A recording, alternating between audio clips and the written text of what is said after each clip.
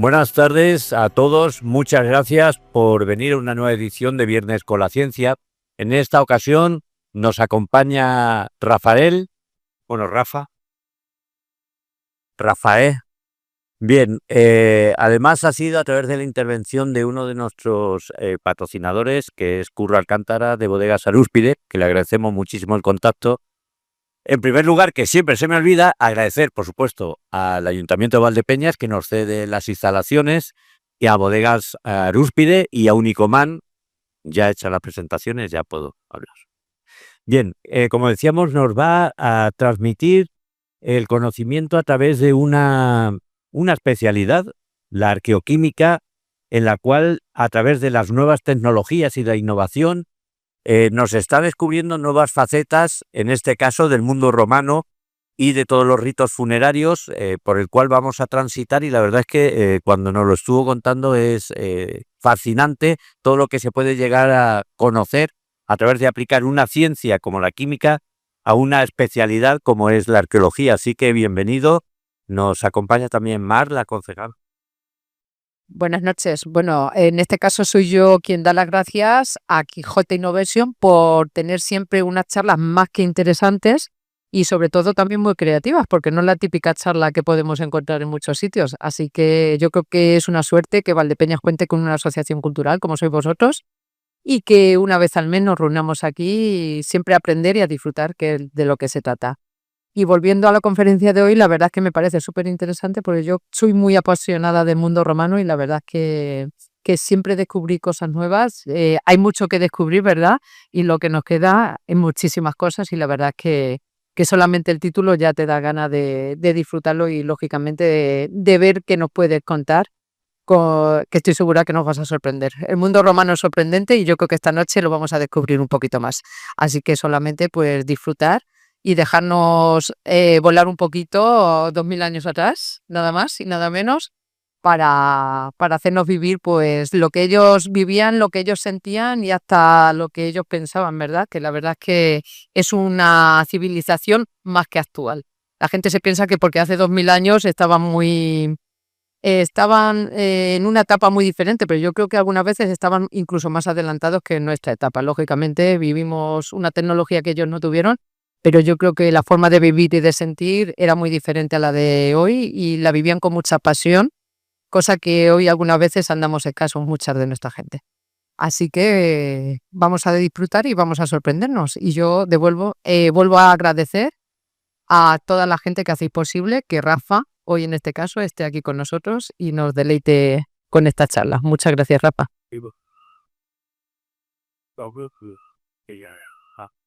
Bueno, pues en primer lugar agradecer a Marc, has dicho, ¿no? Aquí pues su presencia hoy en representación del Ayuntamiento de Valdepeñas y, como no, a Joaquín en representación de Quijote Innovation, pues la oportunidad que me han brindado, bueno, y a Curro, al cual, bueno, la ligazón que tenemos con él es por medio de mi mujer, son primos hermanos, bueno, evidentemente no le podíamos decir que no, ¿no?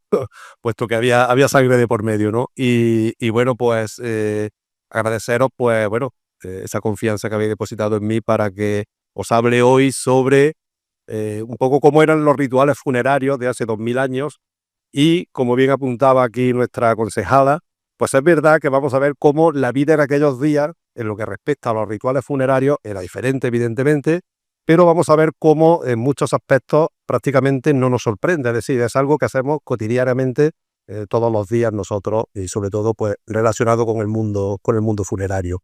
Así que bueno, agradeceros aquí de nuevo esta invitación y para mí es un placer poder ofreceros esta charla.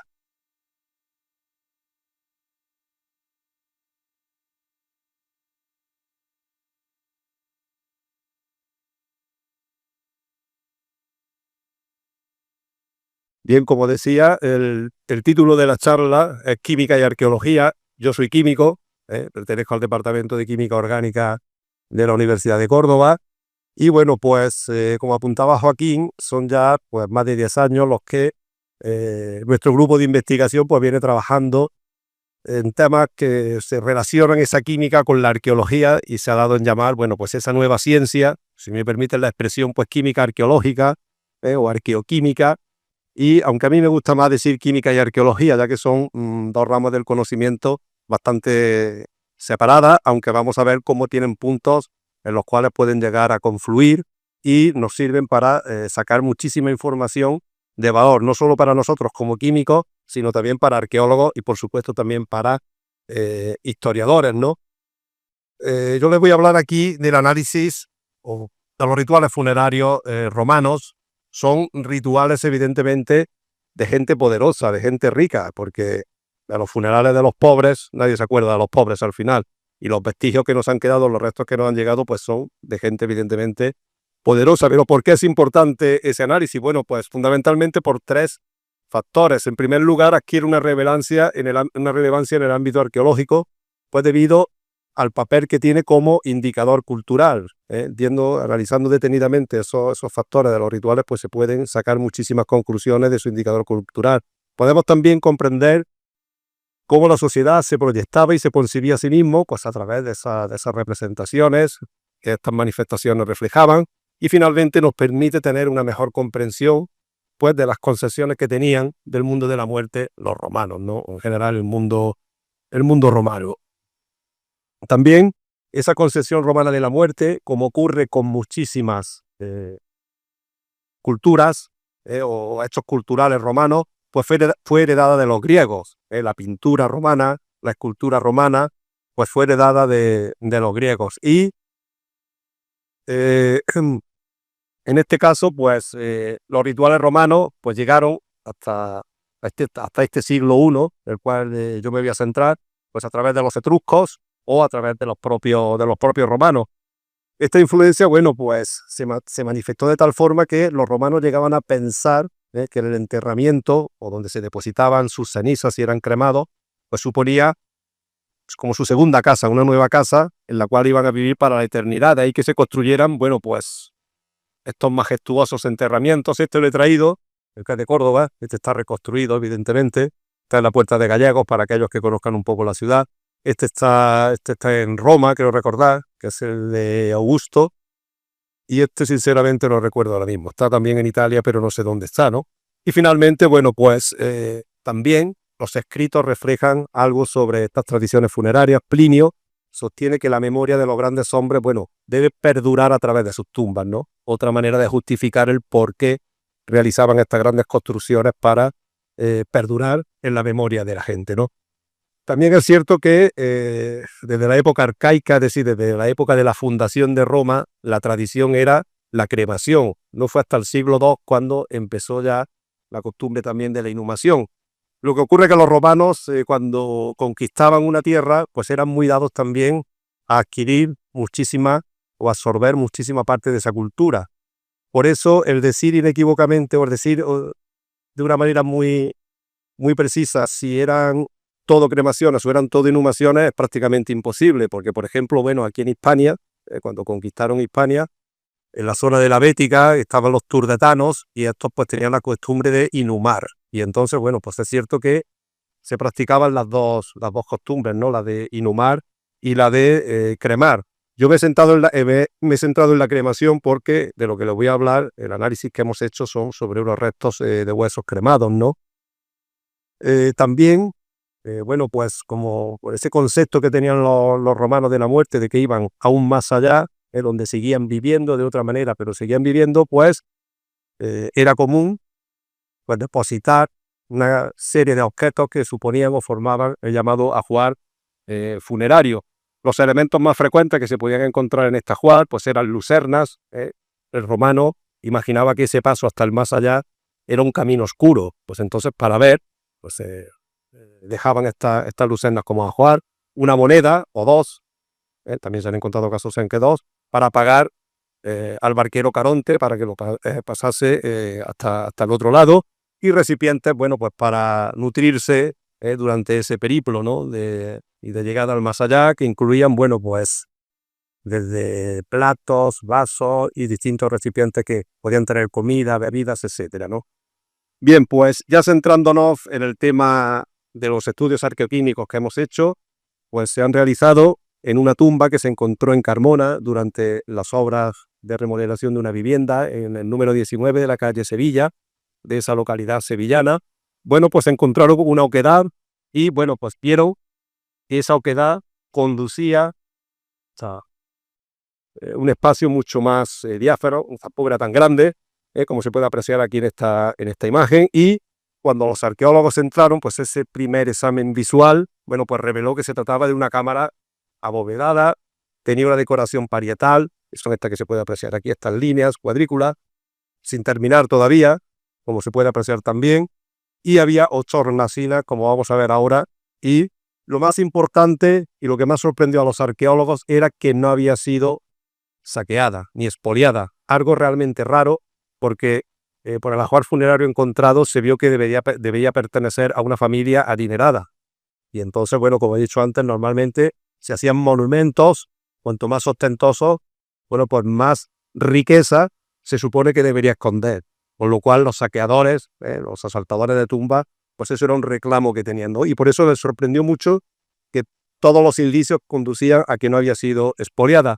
Aquí vemos una visión de esa tumba, de estas 8 hornacinas, o loculi, es como se denominan en latín, pues 6 de ellas estaban ocupadas, 4 con urnas que contenían, bueno, las 6 contenían los restos de huesos de cremación de diferentes individuos, 4 estaban fabricadas en piedra local, de allí de Carmona, y estas 2, que son las que nos van a interesar en esta exposición, pues eran unas urnas de vidrio soplado que estaban contenidas dentro de estas fundas de plomo.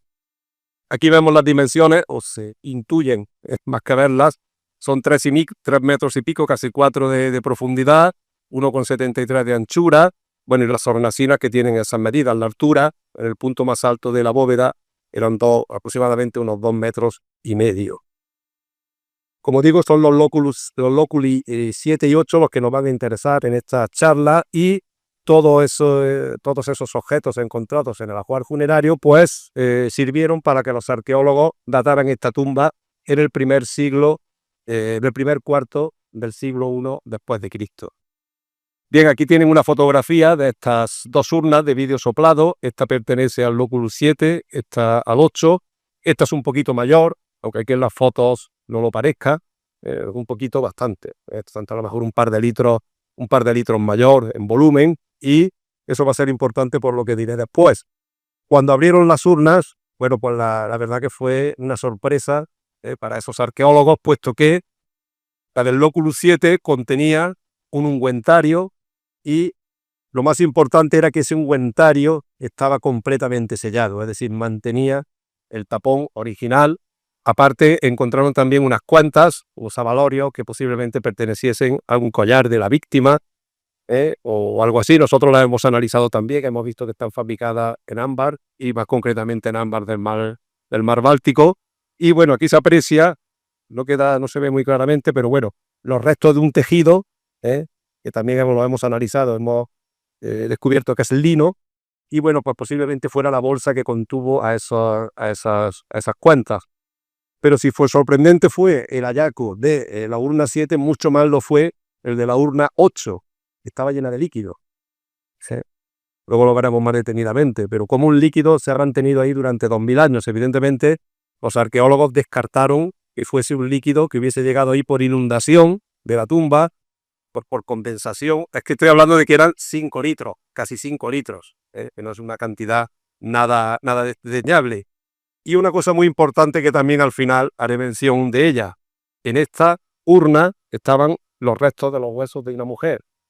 Los antropólogos lo han determinado así. Mientras que en esta, contenido en este líquido, estaban los restos de la cremación del cadáver de un hombre. Eso va a ser también muy importante.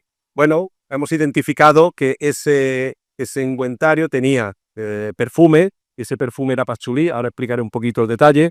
En este trabajo lo pueden encontrar con todas las explicaciones pertinentes. Es un trabajo muy químico, es decir, que para entenderlo, bueno, pero bueno, tiene una introducción bastante potente también arqueológica, porque es un trabajo hecho entre arqueólogos y químicos. Y este es el del vino. Este trabajo está publicado en septiembre de este mismo año, hace escasamente 2 meses, aunque bueno, la noticia se difundió en el mes de junio, y bueno, pues pudimos certificar que era el vino más antiguo del mundo, que tiene 2000 años de historia. Bien, pues entonces, como digo, voy a hablarles del perfume. Antes de eso, ¿qué es un perfume? ¿Qué entendemos por un perfume en la actualidad? Pues es una mezcla de sustancias odoríficas que puede ser de origen natural, sin las llamadas esencias, o de origen artificial, de origen sintético, la que artificial, ¿no? Esos son productos orgánicos. Evidentemente, los perfumes antiguos, de época romana, de época egipcia, que ya se conocen también, todos ellos estaban formados a partir de estas esencias o aceites esenciales. ¿Y cuál era el fin de un perfume? Pues simplemente conseguir una mezcla que nos diese una sensación estética que fuese capaz de impresionar nuestro olfato, transformando en un placer ese acto de respirar. ¿De acuerdo? Pues bien, también es interesante conocer, por los resultados que luego les voy a mostrar, cómo los romanos fabricaban o elaboraban sus perfumes.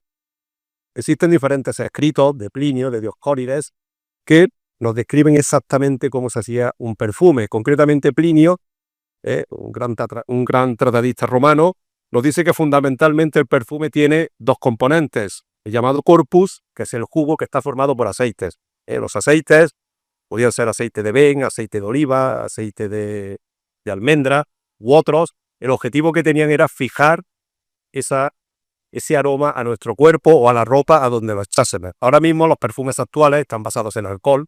En aquella época, evidentemente, el alcohol no se conocía todavía y llevan unas sustancias que se llaman fijadores, que son los que hacen que cuando nosotros nos echamos ese perfume permanezca pues durante varias horas. Y bueno, si nos echamos lo de los probadores del Corte Inglés, nos pueden durar de un día para otro.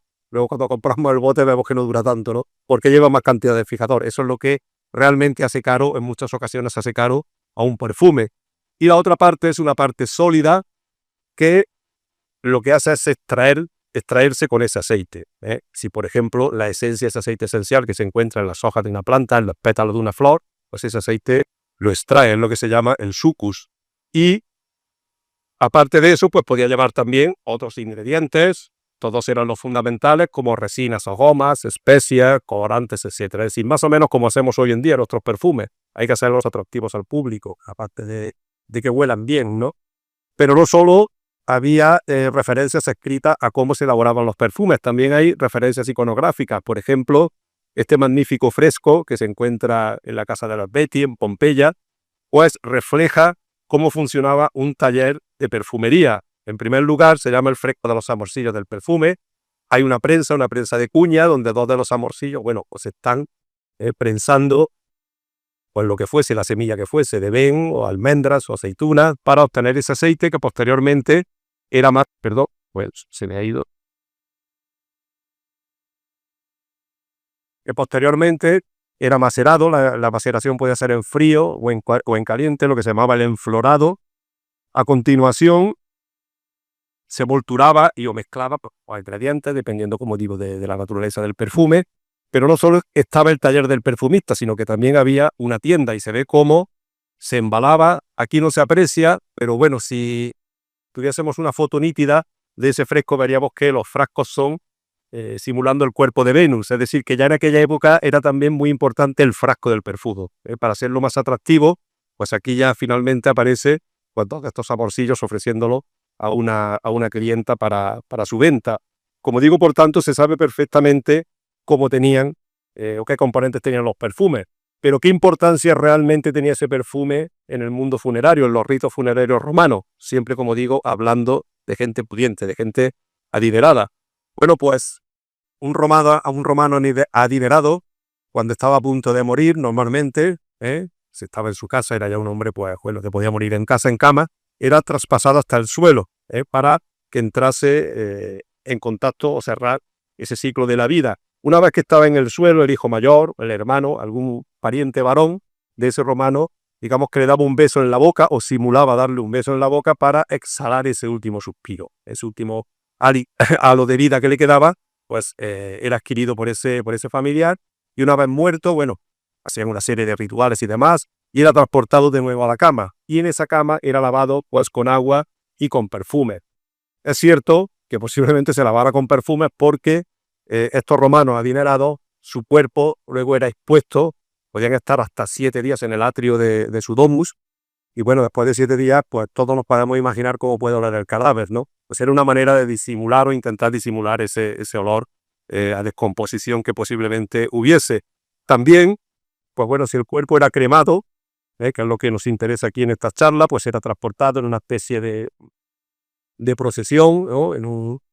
Iba acompañado pues por una serie de músicos, por plañideras profesionales, que se contrataban para que llorasen al muerto, y bueno, y sus esclavos, los libertos y toda la parafernalia que llevaba, y cuando llegaban a la pira funeraria, pues de nuevo ahí se añadían hierbas aromáticas y perfume. ¿Con qué objetivo? Pues posiblemente también para intentar enmascarar ese olor a carne quemada tan fuerte que debería haber.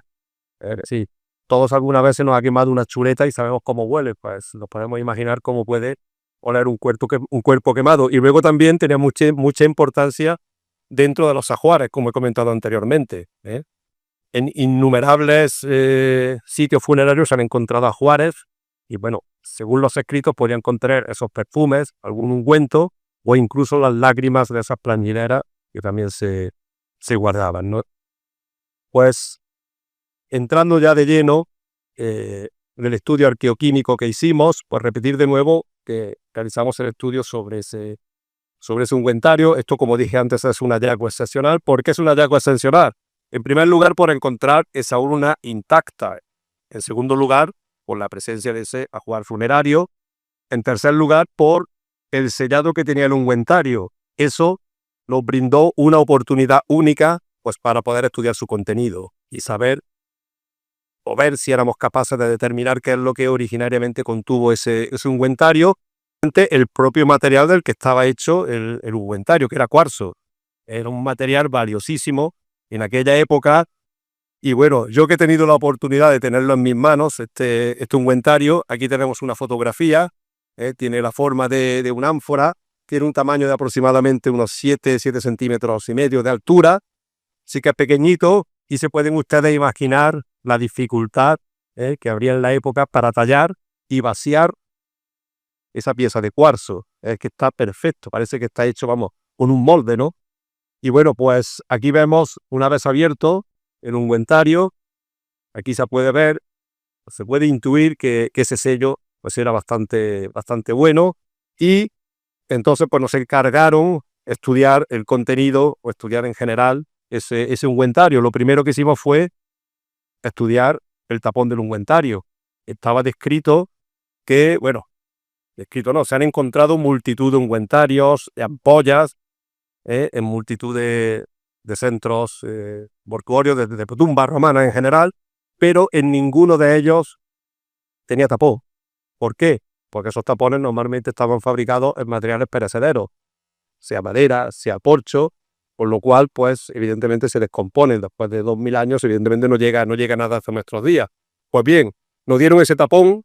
El tapón tiene unas dimensiones, tenía una anchura aproximadamente de 7 milímetros. Aquí tenemos una fotografía. Y lo primero que nos llamó a nosotros la atención, que los arqueólogos no nos dijeran nada, era que por sus dos caras los colores eran diferentes. La cara exterior, bueno, pues tenía ese aspecto marrón, negruzco, mientras que la cara inferior era completamente blanca. Y también, cuando nos mandaron, o la primera vez que yo fui a Carmona, cuando vi el ungüentario, dije, ¿y esto que tiene aquí adherido qué es? Dice, esos son vestigios que han quedado una vez que se ha abierto el ungüentario. Digo, no los toquéis. Digo, dejadlos ahí que ya los estudiaremos. O si los tocáis, los recogéis, pues guardarlos con sumo cuidado de no contaminarlos. ¿De acuerdo? Pues bien, cuando empezamos los análisis, todos podemos imaginar el enorme valor arqueológico que tiene ese tapón. Ese tapón no se puede destruir, es único. Pues entonces tuvimos que recurrir a técnicas no destructivas, como la difracción de rayos X. Perdónenme algunas de las técnicas, pero bueno, estamos hablando de arqueoquímica, algo de química tendré que hablar, ¿no? He dicho la difracción de rayos X, la microscopía electrónica de transmisión y las espectroscopias Raman y de infrarrojo. Bien, pues la difracción de rayos X nos dio ya la primera sorpresa. Ese tapón estaba fabricado en dolomita. La dolomita es un carbonato de calcio y de magnesio. Pues podemos decir prácticamente que es igual que el mármol. El mármol, que es el carbonato de calcio, aparece muchas veces mezclado con esta dolomita. Aquí tenemos una fotografía de lo que es esa dolomita. Esta era la primera vez en la historia que se describía que los romanos utilizasen tapones de dolomita, en este caso para cerrar ungüentario. tampoco estaba descrito para cerrar ánforas. ¿Y qué ocurre? Bueno, pues cualquiera, no hace falta ser químico ni arqueólogo, cualquiera que tenga un poquito de cerebro, podríamos decir, sabe que si nosotros cogemos una piedra, al fin y al cabo, la dolomita es una piedra, por muy bien que la tallemos, jamás vamos a conseguir sellar perfectamente un ungüentario fabricado en un material como es el cuarzo, o el vidrio también me valdría, ¿eh? Son dos materiales inorgánicos que es imposible hacer un sellado perfecto. Por lo cual, esos vestigios que yo les mostraba antes, ahora no quiero volver aquí, pues posiblemente fuesen de algo que se utilizó para sellar. Después de una intensa búsqueda bibliográfica vimos que había en determinados casos de ánforas utilizadas pues, para contener otros materiales, sea vino, sea aceite, sea grano, que se sellaban con tapones de mortero, el mortero romano hecho de cal y arena, y en ese caso utilizaban para el sellado resinas o incluso betún o brea.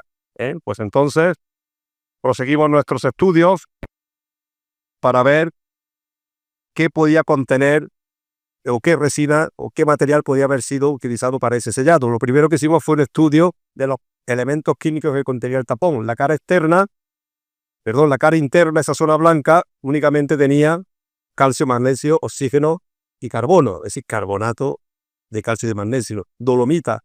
Sin embargo, cuando analizamos la cara externa vimos que además de estos 4 elementos aparecían sodio, silicio, fósforo y azufre, lo cual es lógico. La cara externa había estado en contacto con los restos de los huesos, con materiales procedentes de la pira funeraria y simplemente era contaminación. Pero lo que más nos llamó la atención fue este valor encontrado en el porcentaje de carbono. Era casi el doble de lo que tenía la dolomita, con lo cual posiblemente ese color externo que tenía el tapón, aparte de la contaminación, evidentemente, de los restos anteriores que he comentado, pues sería posiblemente, como digo, el material que hizo ese sellado.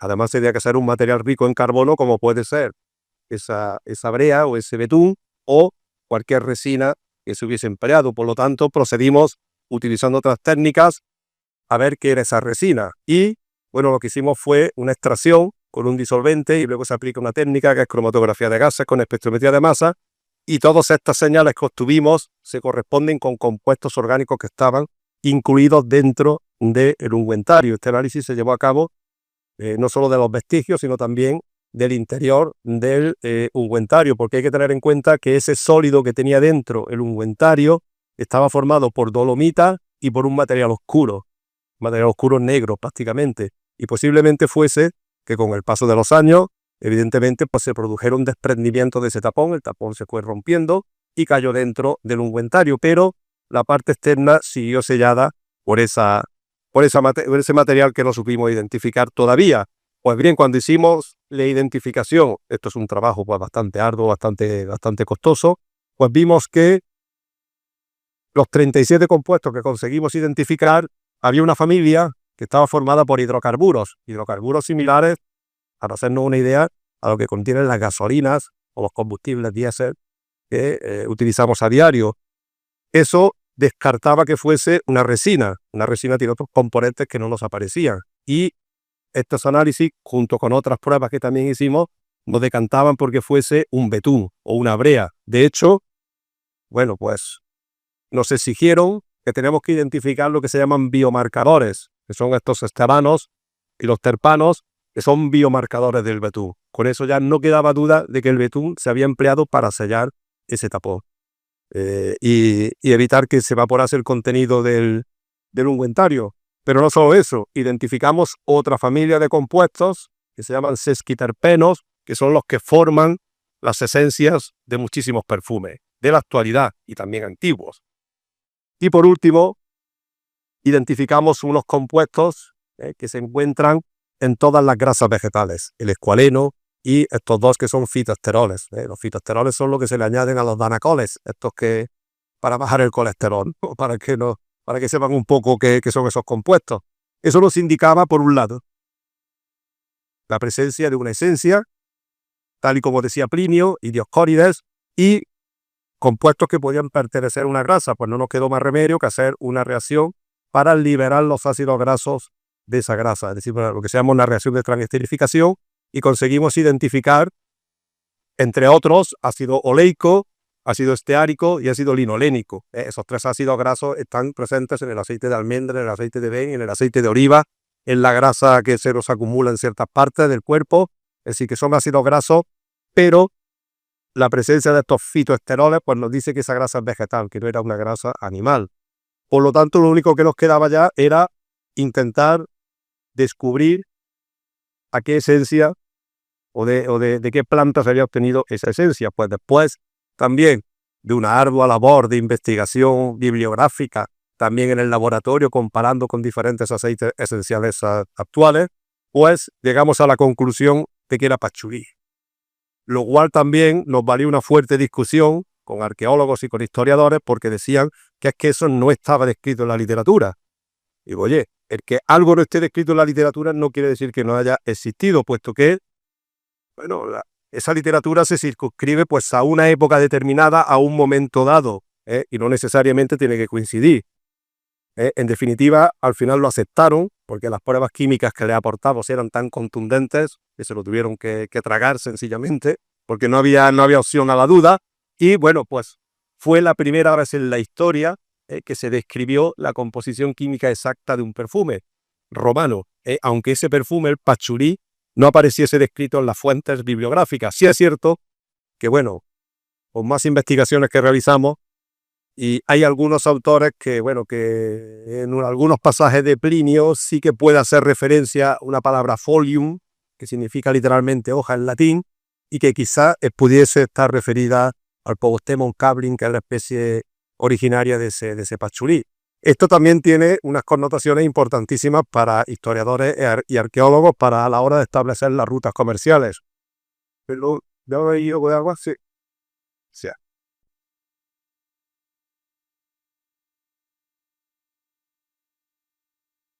Bueno, como les decía, el pachulí, el Pogostemon cabrin, que es la especie botánica que lo produce, la planta que produce la planta que luego se extrae el pachulí, es originaria de Pakistán. Y en aquella época pues está descrito que se producía en Pakistán y también en Indonesia. Es decir, eso, bueno, pues yo ahí ya no me meto, ya se lo dejo a los historiadores, los arqueólogos, para que ellos estudien esas rutas comerciales entre Oriente y en este caso la península itálica, porque también parece claro que ese perfume estaba elaborado en la Campania, es decir, en talleres de perfumistas de Pompeya, de Herculano, esa zona que era donde estaban los mejores talleres perfumistas. De hecho, después de la erupción del Vesubio, pues hubo una crisis muy grande en los perfumes italianos, en los perfumes romanos, puesto que desaparecieron todos esos talleres, ¿de acuerdo? Bien, pues este fue, digamos, el estudio de esa urna funeraria que contenía la mujer. Bueno, perdón. Una pregunta, ¿por qué se mantuvieron? ¿Cómo fue posible que se mantuviesen esa esencia después de 2000 años? Pues simplemente por un proceso de absorción. Ese betún, pues entre sus componentes hay algunos que se comportan desde el punto de vista físico-químico como un carbón.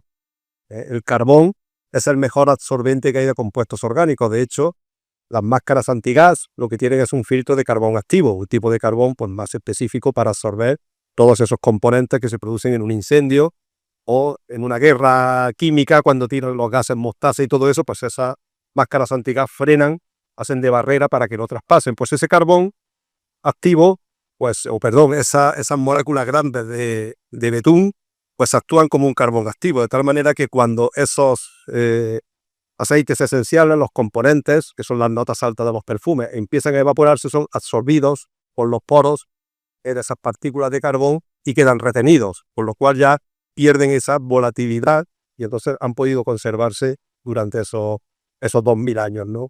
Y ya pues para terminar les voy a hablar del descubrimiento del vino más antiguo del mundo. Les digo que fue una sorpresa grandísima cuando encontraron esa urna llena de vino. Entonces cuando contactaron con nosotros, de nuevo los arqueólogos, ellos ya tenían la sospecha de que era vino, o de que podía ser vino, porque estaba muy ligado a todos los rituales funerarios romanos, como les voy a contar ahora. El vino era un elemento, en la antigua dieta mediterránea siempre ha sido un alimento, el vino es un alimento, no lo voy a decir aquí, que es tierra de vino, evidentemente, no tengo por qué decirlo porque todos ustedes lo saben, pues ese vino es un elemento cultural distintivo no solo ya en la sociedad romana, sino también en la griega, que también heredaron eso los romanos de los griegos, por la relevancia económica que tiene todo lo que es el cultivo de la vid y por la importancia que tienen los productos que se obtienen de ella, como puede ser el vino. Pero dentro del mundo funerario romano, pues tenía también diferentes usos. Por ejemplo, cuando se cremaba el cadáver del individuo, de la individua, bueno, pues una vez que las llamas se extinguían, las brasas pues se apagaban con vino, también con agua, ¿no? Si el cadáver, ya he dicho antes también que se lavaba con vino en muchas ocasiones, o los huesos cremados también podían lavarse luego después con vino, ¿no? También en muchas urnas, el romano, cuando moría, dejaba en su testamento escrito que en la urna dejasen un orificio para que en días señalados que él marcaba en ese testamento, que podría ser su día, su fecha de nacimiento, el día que se murió, o alguna fecha que a él le simbolizase algo, que le añadiesen todos los años, es decir, los herederos tenían la obligación de añadir leche, vino, miel, cualquier líquido pues, para seguir nutriéndose, ¿no? Y finalmente también en el ajuar pues podía contener diferentes recipientes que contuviesen, entre otros alimentos, también el vino. Pero sí es cierto que es la primera vez que se encontraba esa urna llena de vino. Luego al final les mostraré un pasaje que no es tan raro, ¿no? Que estuviese, ¿no? Bien, en el mundo de la viticultura romana no es muy diferente al que tenemos ahora. Es decir, de hecho, por eso les decía al principio que hay muchas cosas que son comunes, que no se ha avanzado tanto, ¿no? La viticultura romana, es decir, la elaboración del vino se mantuvo prácticamente tal y como hacían los romanos hasta mediados del siglo XIX, cuando la revolución industrial, bueno, pues empezó ya a introducir nuevos equipamientos, ¿no? Los procesos son los mismos, es decir, se coge la uva del campo, se estruja y tenemos el mosto y posteriormente ese mosto se lleva hasta el lagar, a los dolia, que era como lo llamaban los romanos, que allí los azúcares se transforman por una reacción química en etanol, tenemos el vino. Este proceso, que aparentemente es simple, pues esa simplicidad es engañosa, ya que el proceso de vinificación, como muchísimos de ustedes sabrán mejor que yo, es bastante complejo, bueno, y está afectado por una amplia gama de variables, ¿no? Fíjense ustedes la importancia que llega a tener la viticultura, la elaboración del vino, digamos decir, en la cultura romana, que tenían dos fiestas. Una de ellas, la Vinalia Rústica, que abre oficialmente la vendimia, que se celebra el 14 de agosto. También existen en la actualidad muchísimas pueblos y ciudades de España que tienen sus fiestas de la vendimia. Me imagino que en Madrid también la tienen, ¿no? Pues también tenían otra, la Meditrinalia, que era el 11 de octubre y que marcaba el final del proceso de la recolección, simbolizado por el pisado de la uva. Incluso había una tercera, que era la Vinalia Priora, en la cual se conmemoraba el final de la fermentación del vino nuevo, y esa fecha era el 23 de abril. Existen, aparte de referencias bibliográficas de cómo se hacía el vino en la época romana, perfectamente detallados, son manuales que, vamos, no tienen desperdicio, sobre todo de Columela. Columela era un agrónomo, además era nativo de Cádiz, con lo cual, bueno, pues el vino de la Bética, pues prácticamente se basaba en sus escritos. También Palladio, también Plinio describen en sus obras pues cómo había que elaborar el vino. Y luego también la riqueza iconográfica que tenemos prácticamente, yo creo que por toda Hispania, lo que era la Hispania romana. Este es un mosaico precioso que está en la Casa del Anfiteatro, en Mérida, donde están simbolizados todos los pasos de la vendimia, es decir, la recolección, el transporte y finalmente el pisado. También en Écija está el mosaico de los amores de Zeus, y una de las partes de ese mosaico pues representa una escena del pisado de la uva. Centrándonos ya en la parte de los análisis químicos que realizamos sobre este líquido, hay que decir, bueno, aquí se aprecia en esta fotografía los restos de huesos de esa urna, una vez que, una parte importante de ese líquido fue vaciado, y además de esos restos de huesos también se encontró un anillo de oro con un Jano Bifronte, que era, un dios romano, y también se encontraron unas piezas de marfil que posiblemente los arqueólogos asocian al lecho donde fue colocado el cadáver para ser quemado. Ese marfil, pues también lo hemos analizado y hemos podido decir que era marfil, ¿no? Pues bien, el reto que se nos planteó pues fue bastante complejo. Bueno, pues nos marcamos una serie de pasos. En primer lugar, la medida del pH y el análisis elemental. Cuando medimos el pH, la verdad que la medida fue bastante descorazonadora. Un pH de 7,5. Normalmente los vinos, sobre todo los vinos, los comparamos con los vinos de Montilla Moriles o de Jerez simplemente por la cercanía. Carmona está en un punto, digamos, intermedio entre esas dos zonas. Y los vinos tienen un pH de 3 o 3,5. Eso la verdad que nos bajó un poco la moral, ¿no? Pero bueno, dijimos, vamos a hacer un análisis elemental. Peor todavía. La cantidad de materia orgánica que había era muy pequeña. Eso ya nos decía que si eso era vino, se encontraba en un avanzado estado de mineralización. Esto, bueno, pues hizo que nos parásemos un poco en nuestra investigación, nos dedicamos más al perfume y a otras cosas, hasta que, bueno, conseguimos poner a punto una técnica muy potente, una técnica muy avanzada que, bueno, la adquirimos hace un par de años allí en la Universidad de Córdoba. Es una cromatografía líquida de alta resolución acoplada a espectrometría de masa. Y bueno, tenemos la suerte de contar en nuestro equipo de investigación pues con una persona que, vamos, a nivel mundial es una de las primeras autoridades en esa técnica. Y me comentó, ya tengo la técnica puesta, vamos a retomar lo del vino. Y vamos a retomarlo. Y procedimos entonces a hacer el análisis primero de las sales minerales. De las sales minerales, bueno, pues llegan al vino a través de la uva y a la uva llegan desde la tierra. El análisis pues nos dio todos estos elementos químicos que vemos en esta tabla. Y bueno, pues los podíamos clasificar en 3 grandes grupos. En primer lugar, aquellos que estaban en concentraciones de gramos por litro: sodio, potasio, magnesio y calcio. Curiosamente, estos 4 elementos químicos son los más abundantes también, por lo menos en los vinos de Jerez, de Sanlúcar, de Huelva, del Condado de Huelva y de Montilla Moriles. Es decir, los vinos que más o menos se fabricaban en la Bética o la zona que se fabricaba vino en aquella época. En segundo lugar, encontramos una serie de elementos ya mayor que su concentración estaba en miligramos por litro. Mira por dónde también son los mismos, o la mayoría, que se encuentran en esos vinos. Y finalmente, los elementos que se encuentran ya a nivel de traza, aquí se lo he puesto algunos, se pueden determinar hasta 50 elementos, pero cantidades desde luego completamente de niveles de inferiores a 0,1 microgramo por litro. Pero claro, he dicho que, bueno, los elementos eran los mismos, pero las concentraciones eran las mismas, no. En el primer caso, por ejemplo, el potasio, aquí nos salen 3,28 gramos, lo normal es que aparezcan entre 2 y 3 veces menos en los vinos. En algunos casos, algunos pueden tener un 30% menos de esa cantidad, pero bueno, son valores muy elevados. Lo mismo ocurre con el sodio, el magnesio y el calcio, aunque tienen menos diferencia.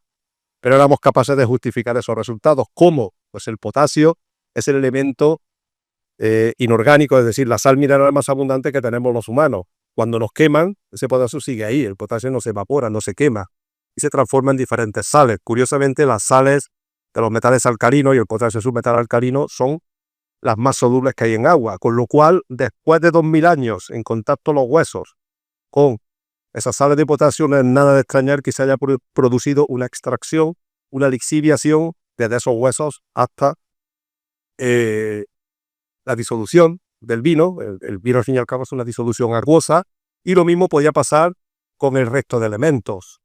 Había otros, sin embargo, que no se encuentran en el cuerpo humano, el silicio. El silicio nosotros, no sé, no se me ha ocurrido nunca medir la cantidad que tenemos, pero realmente es baja. Pero si consideramos la composición media de los vidrios romanos, un 70% era sílice, con mucha abundancia de silicio. Un 10%, entre un 10 y un 20, era óxido de sodio, con mucho sodio, y entre un 2 y un 9% óxido de aluminio. Eso, nosotros dejamos un vidrio en contacto con agua 2000 años y evidentemente se producen lixiviaciones de todos esos elementos químicos hasta el agua, ¿no? Por lo tanto, bueno, esto sí ya que nos animó un poco más, dijimos, bueno, parece que las sales minerales apuntan a que podría ser un vino, pero esto no es suficiente. Hay que determinar, para decir inequívocamente que se trata de un vino, como pasaba con el betún, biomarcadores, compuestos que nos dicen que eso es vino, y si no los determinamos no podemos afirmar que ese es vino. Pues entonces, como digo, con esta nueva técnica que desarrollamos, pues conseguimos determinar hasta 7 polifenoles diferentes en ese vino. Con lo cual ya inequívocamente podíamos decir que era vino. Cuando lo comparamos también con vinos de Montilla, vinos de Sanlúcar y vinos de Jerez, pues vimos que esos 7 polifenoles también estaban presentes, junto con otros más, evidentemente, ¿no? Pues bien, esto ya al final nos llenó de gozo, ¿no? Después de decir, hemos descubierto el vino, un vino con 2000 años, ¿no?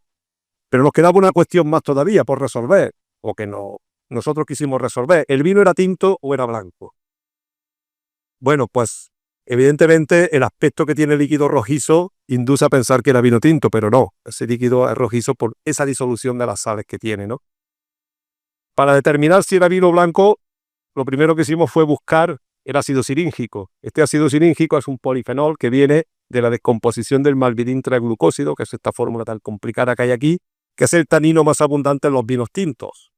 En cualquier vino tinto, el tanino más abundante que tiene es este. Cuando se rompe, una parte de él se transforma en ácido silíngico. Y iba a decir, no, hay unos pocos estudios de de restos de vino absorbidos en ánforas, y los estudiosos de esos temas pues dicen que si aparece ácido silíngico, el vino era tinto, y si no aparece, no es tinto. Por ejemplo, hay unas ánforas que encontraron en Georgia que tienen una antigüedad de 3 o 4 mil años y tienen ácido silíngico, con lo cual eran vinos tintos. En otros casos no aparece, dicen esos estudiosos que eran vinos blancos. Pues apoyándonos en esos estudios, como a nosotros no nos salía ácido silíngico, pues decíamos que el vino era blanco. Pero no solo eso, también nos apoyamos en las fuentes literarias. Columela, ni Palladio, ni Plinio, en ninguno de sus escritos dicen que el vino se haga en contacto con el ollejo.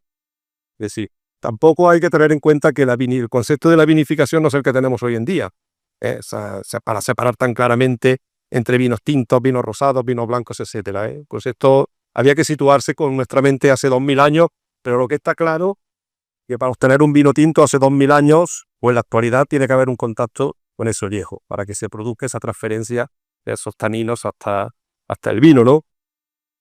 En ningún caso, como digo, hacen referencia a que ese vino se haga en contacto. Y también tenemos las fuentes iconográficas. En los 2 mosaicos estos que les he mostrado antes, justamente después de la pisada, ese mosto es recogido y es transportado a los dolias, los sitios donde se hacía la fermentación. Con lo cual, bueno, todo esto parece ser que es indicativo de que el vino era blanco. Aparte de eso, bueno, el ollejo de la uva, aparte de transferir esos taninos, pues también transfiere muchos microorganismos como bacterias, levaduras, que pueden llegar a producir pues trastornos graves durante el proceso de elaboración del vino, con lo cual en aquella época tengan en cuenta que no se sabía nada de la química del vino. Los vinos se veían, bueno, no he querido extenderme mucho, pero también posiblemente en la zona de Jerez todavía se utiliza el enyesado del vino, que le añadían yeso, pues simplemente para bajar el pH y que no se les fuese a vinagre, ¿no? Es decir, porque necesitaban precipitar ese ácido tartárico, liberar protones que le baje ese pH y entonces pues que no se les fuese, ¿no?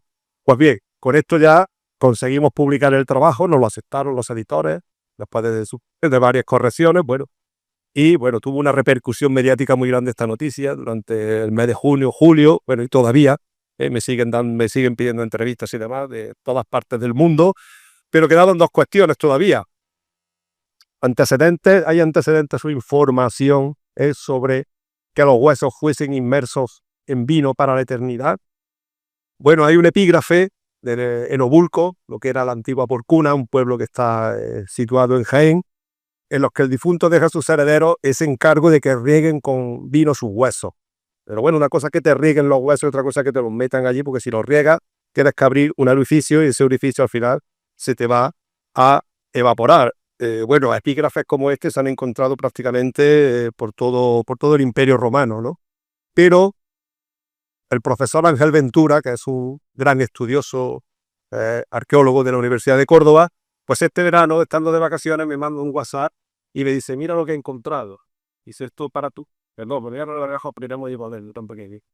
Dice, este epigrama de Meleagro, ¿no? Que era un hijo de la mitología griega, era un hijo de Eneo, que era un rey de Calidón. No me pregunten sobre ello, que no tengo ni idea. Aquí está el epígrafe auténtico y esta es su traducción, ¿no? Dice, si algo me pasa, Cleóbulo, pues en el fuego de los muchachos yazgo y solo queda de mí ceniza, embriaga mi urna con vino puro y al ponerla bajo tierra escribe en ella, ofrenda de Eros para Hades. ¿Qué quiere eso decir? Que hay ya una referencia bibliográfica clara y expresa de que los huesos fuesen enterrados. Cuando habla de embriaga mi urna, el profesor Ángel Ventura me dice, quiere decir que la llene, porque embriagar quiere decir que la eches vino para que su alma, que estaba contenida en esos huesos, pues salga también esa mariposa, ¿no? que los romanos se transformaban su alma, pues salga pues contenta, feliz, ebria, volando de esa urna, ¿no? Con lo cual tenemos ya una referencia clara de que podría ser posible y hay un antecedente ya aquí encontrado. Pero había otra cosa que les dije, que la urna, una era femenina y otra era masculina, es decir, ¿era una cuestión de género el vino en Roma? Pues vamos a ver que sí. Las mujeres en Roma, bueno, pues su castidad se medía por el número y el rigor de las prohibiciones que les tenían impuestas los varones, ¿no? De hecho, una de estas prohibiciones era la de beber vino y tener acceso a la bodega. Ni siquiera podían acceder a la bodega. De hecho, si eran sorprendidas bebiendo vino, el castigo podía ser desde la pérdida del estatus de matrona, ser repudiada o incluso la muerte.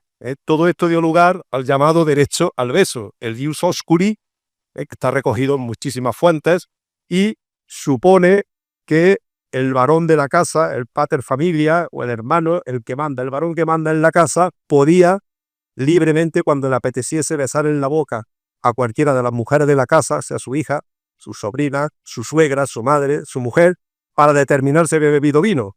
Y si había bebido vino, él decía que había bebido vino, pues entonces aplicar pues cualquiera de esos castigos. Imagínense el poder que podía llegar a tener un hombre sobre las mujeres de una casa. Si podía defenestrarla en el momento que le apeteciese, ¿no?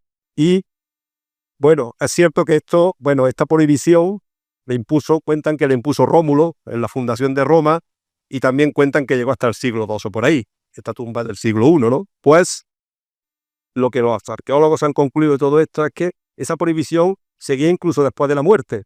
Es decir, porque la urna del varón contenía vino y la de la mujer, pues ni siquiera, no hay atisbos de que hubiese contenido vino. Así que por ahí, bueno, pues ellos han sacado esas conclusiones, ¿no?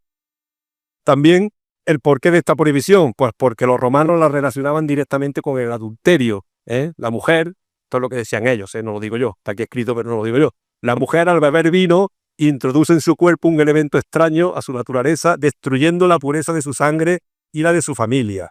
Es más, el propio Ovidio, un gran tratadista romano, escribe que el vino prepara los ánimos y los dispone para los ardores del amor.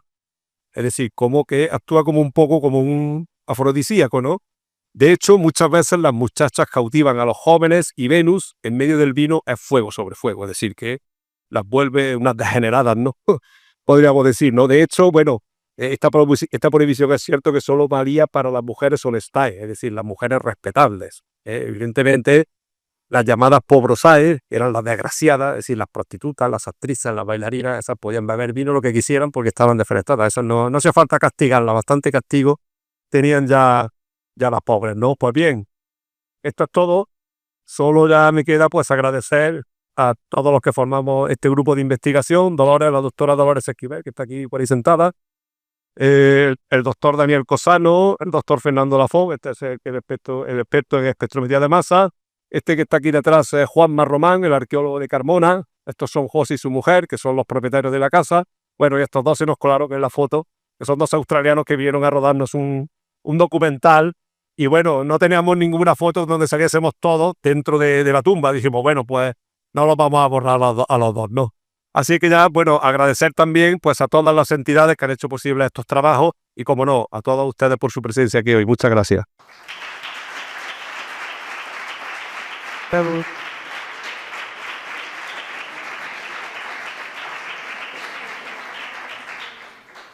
Bueno, pues muchísimas gracias, Rafa. La verdad es que fue un honor hablar con él cuando hablamos en enero y estábamos preparando el ciclo de conferencias. Dijimos precisamente, si recuerdas, como no se sabe qué hay todavía en el ánfora, vamos a dejarlo para la última conferencia del año por si sucediera o sucediese que fuera vino. Y ya enlazamos con Valdepeñas. Así que tuvimos esa suerte, prácticamente en primicia, esta conferencia sobre este hallazgo. Así que de nuevo, muchísimas gracias. Hemos aprendido mucho, sobre todo eso de que te vayan echando vino ya. Nosotros ya lo llevamos puesto por si luego se les olvida echárnoslo en la hurta, ¿no? Bien, pues Ok, José.